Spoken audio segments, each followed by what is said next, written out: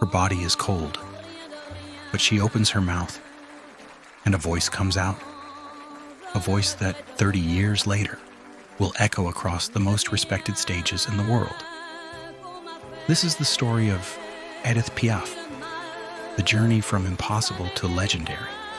This is the story of someone who started with nothing and became everything.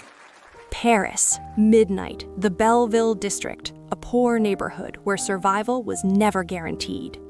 A woman, Lynette Gassion, she claimed to be an opera singer, though the stage life she dreamed of never truly existed. There was no money, no stability, no future.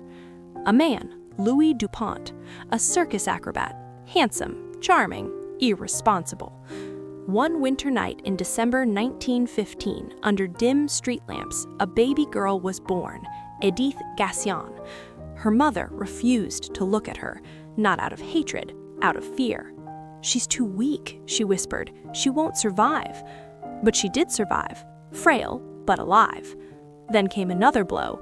Her eyes would not open. A doctor examined her. "Mademoiselle, the baby cannot see." "There's very little chance," he added. "Even if she lives, she will live blind." Her mother turned away. She didn't want to hold her. "I don't want this," she said. Her father had already disappeared.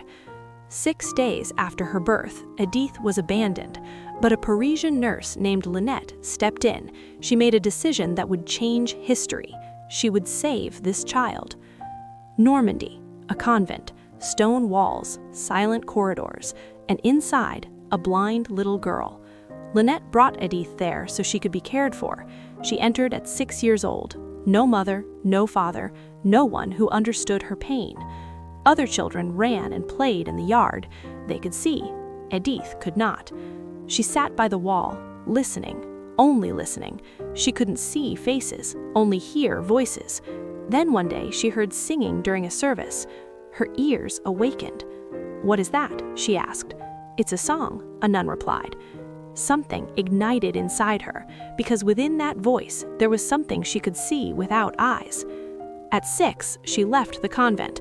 A social worker decided she needed formal education. She was sent to a school for blind children in Paris. She knew nothing, not how to read, not how to navigate the world. The children learned through touch, through sound, but Edith was different. When others read aloud, she listened deeply. One day, her teacher noticed her voice. She sang. She did, and the classroom fell silent. From a child trapped in darkness came a voice that carried its own light. At 10 years old, Edith left school.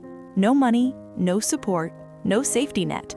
The streets of Paris became her world. A circus owner named Tonton de Tréville found her. His eyes were tired, but his heart was warm. "I will raise this child," he said. He brought her into the circus.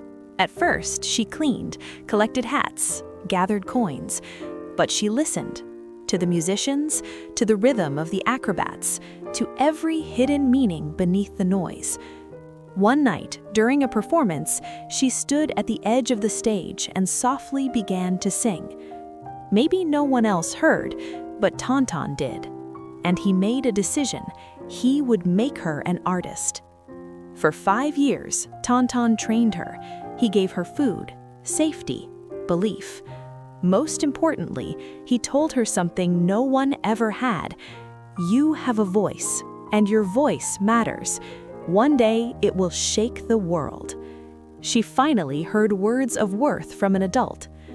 Over those years, she mastered singing.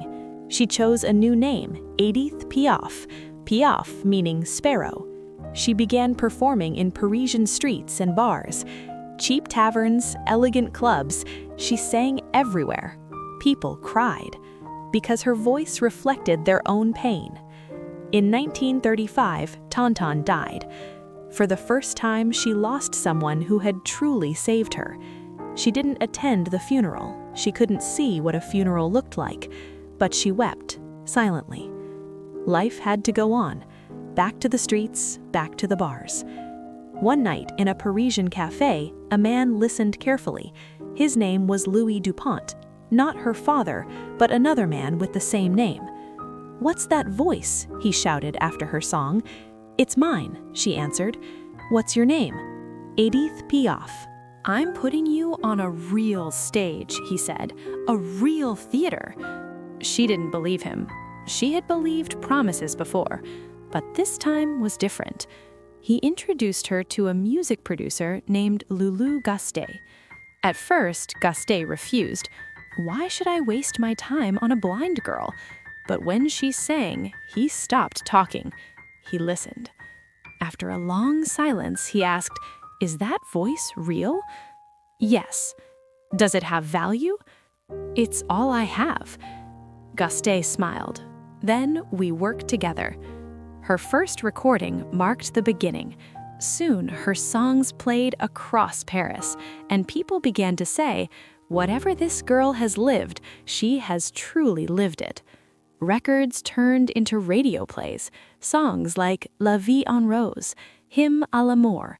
Her voice filled the airwaves, from the girl who once lay on the street to the voice in every home.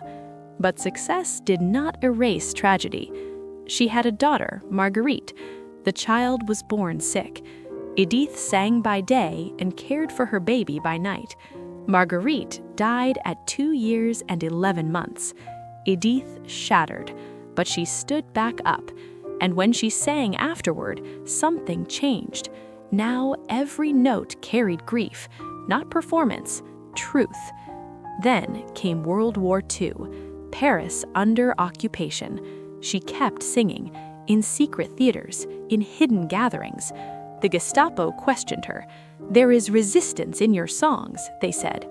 "There is only pain," she replied, and pain speaks every language. She was no longer just a singer. She was defiance. After the war, she became France's voice. She performed at the legendary Bobino in 1945. 2,000 people wept. In 1947, she went to America, New York, Broadway. At first, the audience didn't know her. Who is this tiny French woman, they wondered. Then she sang. The critics wrote, "She doesn't sing, she feels." From a blind child on the streets to a star on Broadway by age 35. Because of Tonton, because of Gastet, but most of all, because of herself. After 1950, she became more than a singer. She became a symbol for the poor, for the broken, for anyone who began with nothing. But fame has a shadow. Painkillers, morphine, alcohol.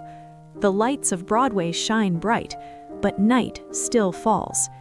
In 1960, weakened but unbroken, she stood on stage and sang, "Non, je ne regrette rien." I regret nothing. It wasn't just a song, it was her life. Edith Piaf died in 1963 at age 47, but decades later, millions still listen. Why? Because she never hid. Every wound, every joy, every regret, she sang them all. A child born on the street, blind, abandoned, who turned into a voice that shook the world. Is there anything more impossible than that? Her timeline speaks for itself. 1915, born on the streets. 1921, convent child. 1930, circus worker. 1935, first recordings. 1945, national star. 1947, Broadway. 1960, I regret nothing. 1963, gone at 47. But legends don't die, because her voice is forever.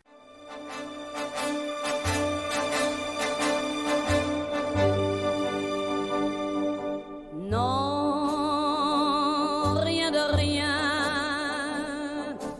Non, je ne regrette rien. Ni le bien